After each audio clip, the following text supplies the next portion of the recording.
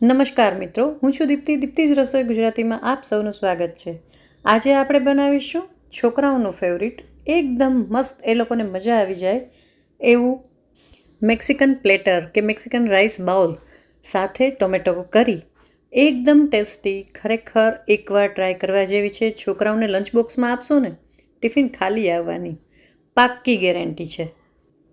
આટલી સરસ રેસિપીઝ આટલા ઇઝી વેથી હું બતાવું છું, તો તમે હજી સુધી મારી ચેનલને સબસ્ક્રાઈબ ના કરી હોય તો પ્લીઝ કરી લેજો। તમને જોવાની અને બનાવવાની ખરેખર મજા આવશે। બધી વસ્તુઓ હોટલમાં આપણે જઈને ખાતા હોય એ જ વસ્તુ ઘેર બનાવીએ, ચોખ્ખી બને, આપણા હાથે આપણે શું નાખ્યું છે અંદર એ પણ ખબર પડે, છોકરાઓને ઇમ્પ્રેસ કરી શકાય, ઘરવાળાને બધાને ઇમ્પ્રેસ કરી શકાય અને ભાવે તો ખરું જ।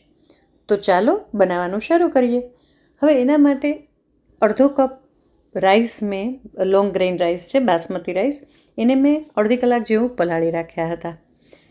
પલાળી અને છૂટા આપણે બાફવાના છે, એના માટે મેં પાણી મૂકી દીધું છે, થોડું મીઠું નાખી દીધું છે અને એમાં ઉકાળી અને 80% જેવા આપણે કૂક કરી લેવાના છે। ખૂબ જ હેલ્ધી રેસીપી છે, કારણ કે આમાં રાઈસ, કઠોળ બધું આવી જાય છે, આટલા બધા વેજીટેબલ્સ આવી જાય છે, એટલે છોકરાઓ ખાય ને તો એ સારું જ છે। મેં આમાં ચીઝ નથી નાખ્યું, તમે નાખી શકો, છોકરાઓને ભાવતું જ હોય એટલે। હવે અહીંયા આપણે રાઈસ રેડી કરી લેશું। એના માટે મેં પેનમાં બટર લઈ લીધું છે, બટર, ઓઇલ, ઘી, તમને જે ગમે એ લઈ શકાય। ઝીણું સમારેલું લસણ અને ઝીણી સમારેલી ડુંગળી, આ બેને એકદમ સરસ આપણે સાંતળી લેવાના છે। આ પ્લેટને આપણે એકદમ સરસ આકર્ષક એટલે કે કલરફુલ દેખાડવાની છે ને, તો આપણે એમાં બધા કલર ઉમેરીશું।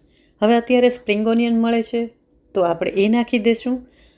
બેલ પેપર્સ મળે છે, 3 કલરના શિમલા મિર્ચ મેં આમાં નાખી દીધા છે। પછી કોર્ન છે એ નાખી દીધા છે, એટલે કે મકાઈ નાખી દીધી છે। બધાને એકદમ સરસ સાંતળી લેશું। જે વેજીટેબલ્સ, બ્રોકોલી, તમે જે પણ નાખવા માગો એ આમાં બધું જ નાખી શકાય, ફણસી વગેરે। હવે મેક્સિકન સિઝનિંગ આવે છે, જો એ મેં નાખી છે ન હોય તો પછી તમે ઓરેગાનો અને ચીલી ફ્લેક્સ નાખી શકો। સ્વાદ પ્રમાણે મીઠું ઉમેરી દીધું છે। બધું નાખી અને હમણાં તમને ખ્યાલ હોય તો મેં આ પનીર બનાવ્યું હતું, હર્બ પનીર, બસ એના ટુકડા કરી અને એ પણ નાખી દીધા છે। સિમ્પલ સાદું પનીર પણ ચાલે, પનીર હોય, નાખવું હોય તો નાખી શકાય, અવોઇડ પણ કરી શકાય। હવે બનાવેલા રાઈસ નાખી દઈશું। એકદમ છૂટો ભાત થયો છે અને એવો જ થવો જોઈએ।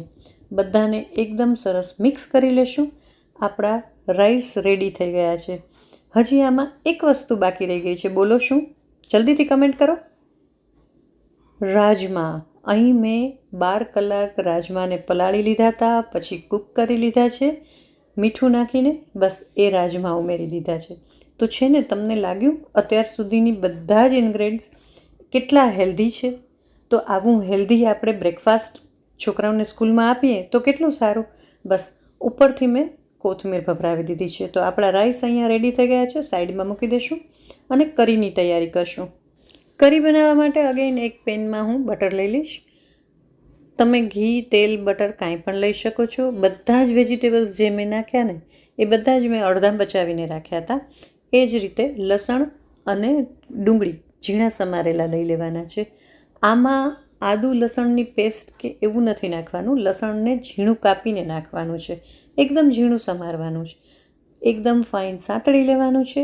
એક સરસ રીતે સંતળાઈ જાય ને એ પછી આપણે નાખીશું મેક્સિકન સિઝનિંગ, જો ન હોય તો again oregano, red chilli flakes, સ્વાદ પ્રમાણે મીઠું નાખી દઈશું।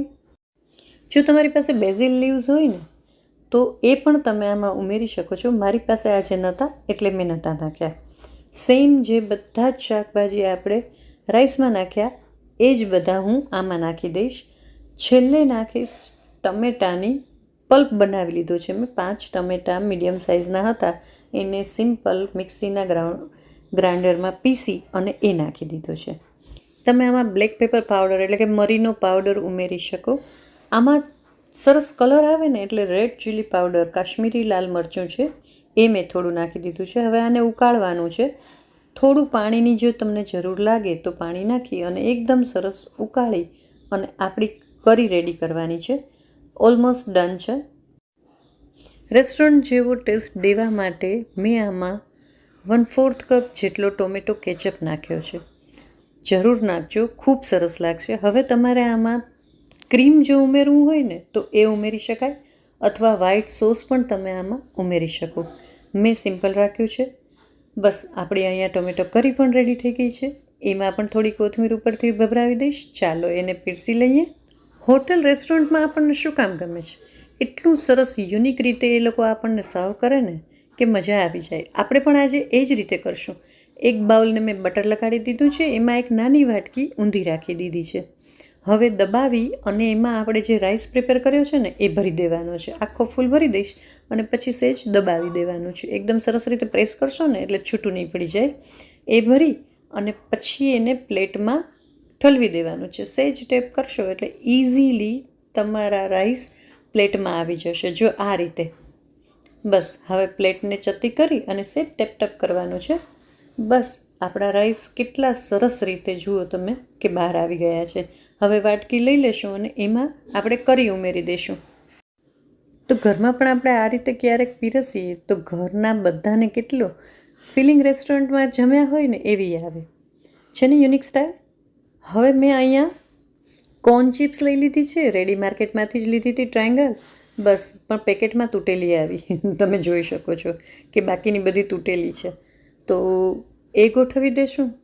કેટલું સરસ દેખાય છે. ઉપરથી તમારે આમાં ચીઝ ખમણીને નાખી શકાય. મેં નથી નાખ્યું. બસ તો રેડી છે આપણું મેક્સિકન રાઈસ વિથ ટોમેટો કરી. તો આજનો આ વિડીયો તમને કેવો લાગ્યો કમેન્ટ કરીને જરૂરથી જણાવશો. ગમ્યો હોય તો લાઈક, અને જેટલાને નવું નવું ખાવાની ઈચ્છા થતી હોય ને એ બધા સાથે વિડીયો શેર કરજો. ફરી મળીશું નવા વિડીયોમાં. ત્યાં સુધી આવજો.